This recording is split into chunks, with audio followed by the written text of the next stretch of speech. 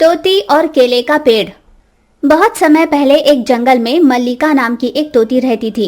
वो हर रोज सुबह सवेरे उठती, कुछ देर के लिए किताब खोलकर पढ़ लेती, फिर व्यायाम योगा कर अच्छे से नहा धोकर तैयार हो जाती। उसकी माँ ये सब देखकर, बेटा मल्लिका बहुत बढ़िया, चलो तुम यहाँ बैठो, मैं 10 मिनट में तुम्हारा नाश्ता लेकर आती हूँ। ठीक है माँ, मैं तब तक टीवी देख लेती हूँ। ठीक है। मल्लिका टीवी देखने बैठी तो उसमें बता रहे थे कि गर्मी के मौसम में पेड़ पौधों में पानी देना चाहिए, वरना वो मर जाते हैं। ना ना ना, मुझे हमें सभी पेड़ पौधों को बचाना होगा। मैं अभी ये बात जाकर अपने दोस्तों से कहती हूँ। तभी माँ ने गर्मा गर्म नाश्ता बनाकर मल्लिका को दिया। मल्लिका ने उसे जल्दी जल्दी खत्म किया, फिर खेलने के लिए घर से बाहर गई और अपने सभी दोस्तों को बुलाया। दोस्तों, मैंने अभी अभी टीवी पर देखा कि गर्मी के दिनों में अगर हम पेड़ पौधों में पानी नहीं देंगे तो वो मर जाते हैं। क्या कहा? सच? हाँ, हमें कोशिश करनी होगी कि एक भी पौधा या पेड़ ना मरे। हाँ, पर उसके लिए हमें क्या करना होगा? वो दूर वहाँ पर एक नदी है ना, वहाँ से हमें हर रोज पानी लाकर पेड़ पौधों में देना होगा। क्या कहा? नदी से पानी लेकर आना होगा? ना बाबा, अगर मेरी माँ को पता चला तो वो मुझे खूब मारेंगी, खतरा है वहाँ जाने में। मेरे साथ जो भी आना चाहे वो आ सकता है, मैं तो कल से ही पानी लाने जाने वाली हूँ। अगली सुबह मल्लिका नींद से जागी। उसने जल्दी जल्दी सुबह के अपने सारे काम पूरे किए और टीवी देखे बिना ही वो घर से बाहर निकली। अरे बेटा, तुम इस समय टीवी देखती हो ना, कहाँ जा रही हो? नहीं माँ, आज मुझे पेड़ पौधों में पानी देना है। ठीक है बेटा, अपना ध्यान रखना। हाँ माँ। मल्लिका घर से बाहर निकली। जैसे मोरनी ने कहा था वो नहीं आई, पर कौवी, चिड़िया और कबूतर जरूर आए। ठीक है, चलो, हमें किसी का इंतजार करने की कोई जरूरत नहीं, चलते हैं। फिर वे सभी अपने अपने घर से लाई हुई बाल्टियों के साथ नदी की ओर निकल पड़ी और वहां से पानी लिया। फिर छोटे छोटे पौधों से लेकर बड़े पेड़ तक उन्होंने सब में पानी दिया। यूं ही दिन बीतते गए। फिर एक दिन कौवे ने एक अजीब सा पौधा देखा। अरे दोस्तों, यहाँ आओ। सभी तुरंत उसके पास गए और चौंक कर उस पौधे को देखने लगे। मल्लिका तुरंत जान गई कि वो पौधा किसका था। मैं जानती हूँ कि ये किसका पौधा है। अच्छा, किसका है? ये केले का पौधा है। क्या कहा? केले का पौधा? हाँ, इसके फल बहुत ही मीठे होते हैं। क्या कहा? सच? मुझे जल्द ही इसका स्वाद चखना है। अरे इतनी जल्दी भी मत करो, इसमें फल लगने में अभी बहुत समय है। यूं हर रोज सभी पेड़ पौधों में पानी देकर अंत में उस केले के पौधे में पानी देते थे। थोड़े ही दिनों में केले के उस पेड़ पर केले का गुच्छा लगा। ये देख सभी पक्षी खुशी से उछलने लगे। मल्लिका ने उन सभी को बताया कि और 10 दिनों के इंतजार के बाद ये सारे फल पीले रंग में बदलकर मीठे हो जाएंगे। सभी उसके लिए आतुर थे। उन सभी पंछी के साथ मोरनी ने भी उनकी बात सुन ली। मेरे बिना तुम सभी बहुत एंजॉय कर रही हो, मैं भी बताती हूँ कि मैं क्या चीज हूँ। देखते ही देखते वो दिन आ ही गया। मल्लिका हर रोज की तरह सुबह सवेरे उठी, अपने सारे काम निपटाकर वो सुंदर तैयार हो गई। फिर वो घर से बाहर निकली। उसके सभी दोस्त उसके आने का इंतजार कर ही रहे थे। पता है, मुझसे तो सब्र ही नहीं हो रहा, कब केले के पेड़ के पास जाऊं और कब मीठे मीठे फल खाऊं। अरे रे, इतने भी उतावले मत बनो, तुम्हें खाने के लिए 2 केले मिल जाएंगे। ये तुम क्या कह रही हो? मैं पूरे 4 केले खाऊंगा। अरे रे, बेकार में ही लड़ाई झगड़ा शुरू मत कर देना। हम कुल मिलाकर 5 है ना, हम फलों को बराबर बांटकर खा लेंगे। हम 5 कहाँ है, हम चारों ने ही तो मेहनत की है ना। हाँ, पर मोरनी भी तो अपनी सहेली है ना। क्या कहा? मोरनी? उसने कौन सी सहायता की अपनी, जो हम उसे अपना हिस्सा देंगे? ऐसी बात नहीं है कबूतर, पर वो तो अपनी सहेली है ना। जैसे तैसे मल्लिका ने उन सबको राजी किया, पर केले के पेड़ के पास जाकर देखा तो वहाँ पर केले का गुच्छा था ही नहीं। अरे, सारे केले कहाँ गायब हो गए? क्या किसी ने सारे केले खा लिए होंगे? ऐसा होना तो मुश्किल है, पर मैंने कल मोरनी को हम सबको बात करते हुए छुपकर देखते हुए देखा। मल्लिका से ये जानकर सभी पंछी बहुत गुस्सा हुए और तुरंत मोरनी से मिलने गए। मुझे कुछ नहीं पता। झूठ मत कहो मोरनी, कल हमने तुम्हें वहाँ पर देखा था। चुपचाप हमारे केले वापस करो। हाँ तो मुझे छोड़कर तुम सभी केले खाकर एंजॉय करने की सोच रहे थे ना? नहीं दोस्त, ऐसी बात नहीं है। हमने तो तुम्हारे हिस्से की भी गिनती की थी। तुमने बेकार ही जल्दबाजी की। क्या सच? हाँ हम सच कह रहे हैं। चलो जल्दी से पहले केले बाहर निकालो। मोरनी ने छुपा कर रखा केले का गुच्छा बाहर निकाला। मल्लिका ने केले सभी में बराबर बांट दिए। सभी ने मीठे केले खाकर खूब मजे किए। इस तरह गर्मी के दिनों में उन सभी पंछी ने अपनी मेहनत से खूब आनंद लिया। मल्लिका ने जैसे तय किया था, उस गर्मी के मौसम में उन्होंने एक भी पेड़ को सूखने नहीं दिया। तो दोस्तों, आप भी अपने आसपास रहे पेड़ पौधों को सूखने मत दो।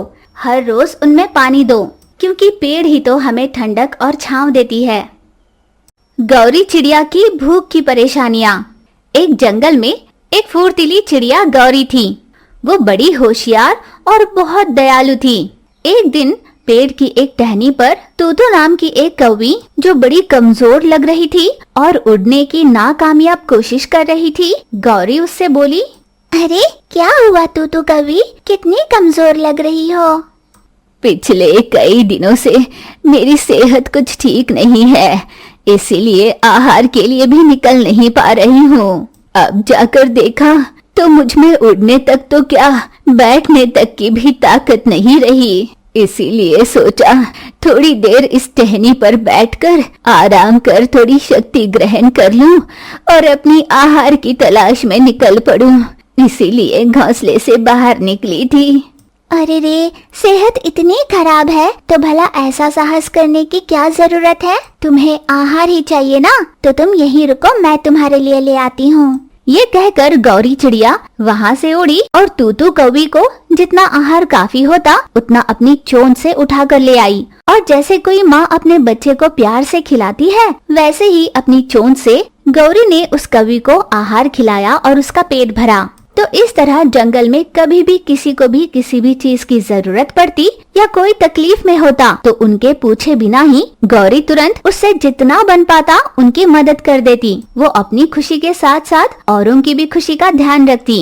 यूं उस जंगल में अपना जीवन बिता रही उस गौरी से, मैंने तुमसे कितनी बार कहा है कि बरसात का मौसम शुरू होते ही इस जंगल में आहार का मिलना बहुत मुश्किल हो जाता है। तभी तो हम सब बाकी मौसम में आहार को इकट्ठा कर अपने घर पर रख लेते हैं, ताकि बरसात में उसे खाकर हम जी सके।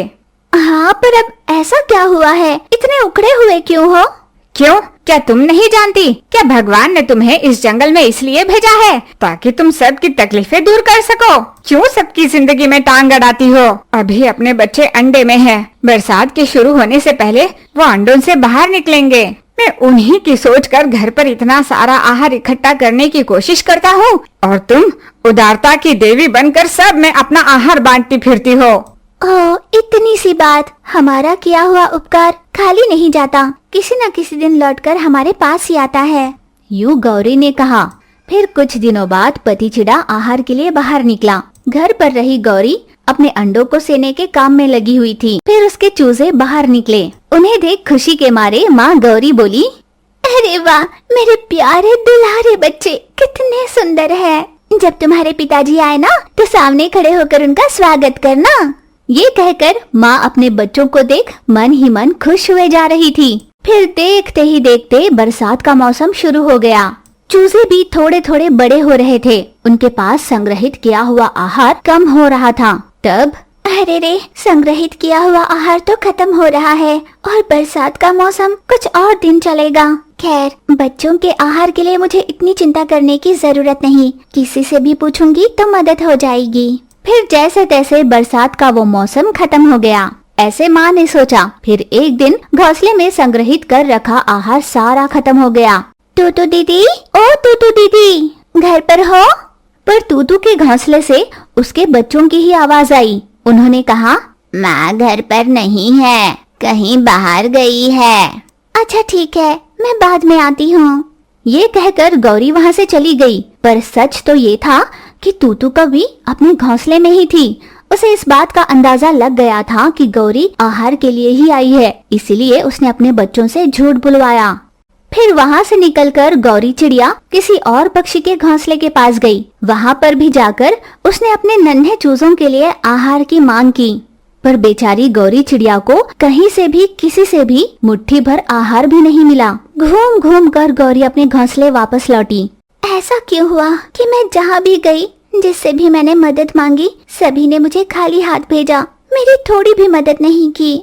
ऐसे वो सोच रही थी कि इतने में ना, मुझे बहुत भूख लगी है माँ, मुझे आहार दो ना।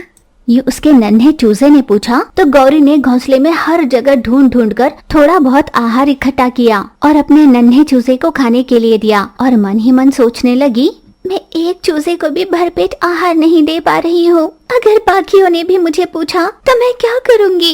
ऐसा सोचकर वो घबरा रही थी कि इतने में दूसरा चूजा जाग उठा। मुझे भूख लगी है माँ। गौरी की समझ में नहीं आया कि वो क्या करे। उसने फिर से कौवी के पास जाकर मदद मांगने की सोची। तूतू दीदी, तुम्हारे पास थोड़ा आहार हो तो मुझे दे दो ना, मेरे बच्चे कब से भूखे हैं। अंदर से तूतू कौवी की आवाज आई। अभी के अभी आहार का इंतजाम भला कहाँ से होगा?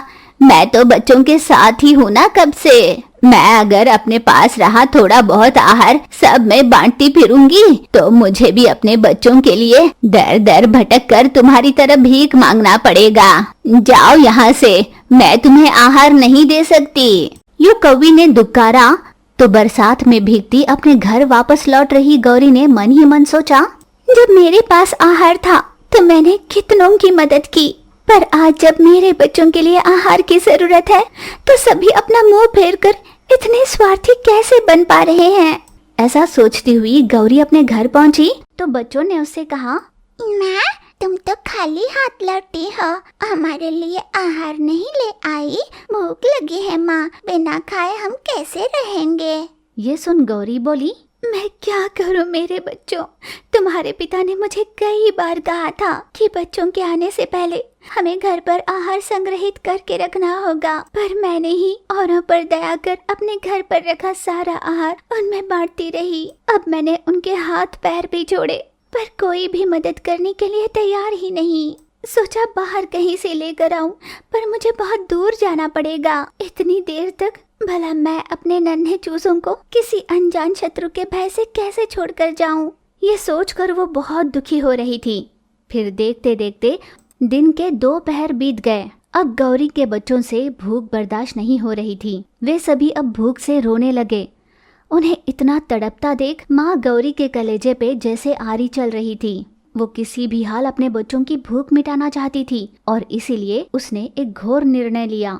बच्चों, अब तुम्हारे भूख मिटाने का एक ही रास्ता बचा है। मैं जैसे तैसे अभी मर जाऊंगी, तुम मुझे पका कर खा लेना। मुझे हर रोज थोड़ा थोड़ा कर खा लेना। बरसात का मौसम खत्म होने में बस कुछ ही दिन बाकी हैं। फिर उसके बाद अपने जंगल में आहार की कोई कमी नहीं होगी। यूं जब माँ ने कहा तो बच्चे रोते हुए उससे बोले, माँ, ये कैसी बातें कर रही हो? हम तुम्हें पका कर कैसे खाए माँ? मैं सही कह रही हूँ बच्चों, मेरी लापरवाही की वजह से ही तुम्हें ये दिन देखना पड़ रहा है। उसका भुगतान करने के लिए मुझे ये करना ही होगा। हमारे पास और कोई चारा नहीं है। यूं माँ को कहते सुन, पर माँ, तुम नहीं रहोगी तो हमारा ध्यान कौन रखेगा? जब शत्रु को ये पता चलेगा तो क्या वो हमें नहीं खा जाएंगे? यूं जब चूजे ने कहा तो माँ गौरी सोच में पड़ गई। सही तो कहा इसने। मेरे पति के वापस लौट कर आने तक मेरे बच्चों का ध्यान कौन रखेगा? हे भगवान, अब मैं क्या करूं? यूं वो सोच रही थी तो बड़े चूजे ने कहा, माँ, मेरे पास एक योजना है। मैं इन सबसे बड़ा हूँ ना, तो तुम मुझे पकाकर मेरे भाई बहनों को खिला दो। तुमने कहा ना कि 4 दिनों बाद बरसात का मौसम खत्म हो जाएगा और आहार की कोई कमी नहीं होगी, तब तो हमारे परिवार की सारी तकलीफें दूर होंगी ना माँ? यूं जब बड़े चूजे ने कहा तो गौरी का हृदय पसीज गया। पर बेचारी गौरी के पास उसके बेटे की बात मानने के अलावा और कोई चारा भी नहीं दिखाई दे रहा था। वो ये सोचकर कि कम से कम अपने बाकी बच्चों को वो जिंदा रख पाएगी, उसने अपने बड़े बेटे को दिल पर पत्थर रख अपनी चोंच से चुभा चुभा कर उसे मार डाला और उसे पकाकर अपने बाकी बच्चों को खाने के लिए दिया। पिछले कई समय से भूखे रहे उसके बच्चों ने अपने साथ जन्मे भाई को खाकर ही अपना पेट भरा, पर गौरी को इस बात का बेहद दुख था कि उसे अपने ही हाथों से अपने बेटे की निर्मम हत्या करनी पड़ी थी।